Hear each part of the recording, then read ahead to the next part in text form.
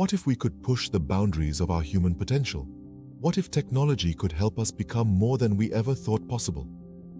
As we venture further into the 21st century, these questions are no longer just hypothetical. They're at the heart of an emerging field known as biohacking. Biohacking is the practice of changing our bodies and our brains in the quest to become the best version of ourselves. It's about unlocking our human potential using science and technology as the key. It's about pushing past the limits nature set for us and stepping into a realm of endless possibilities. The rise of biohacking is a testament to our relentless pursuit of progress, our insatiable curiosity, and our innate desire to evolve. It's a movement that's challenging our understanding of what it means to be human, and it's opening up new frontiers in health, longevity, and human performance. The world of biohacking has opened up new possibilities, and real-life case studies are a testament to this.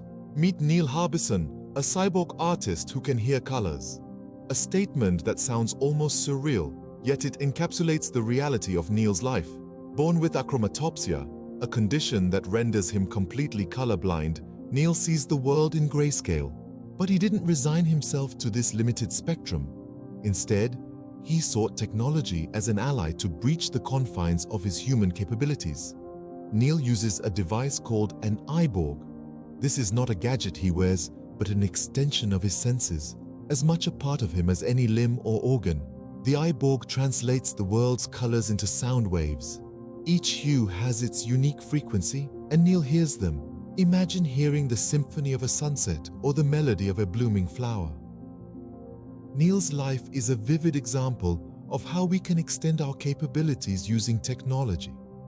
His story illuminates the limitless potential of the human body when combined with the power of innovation. Next, let's take a look at Professor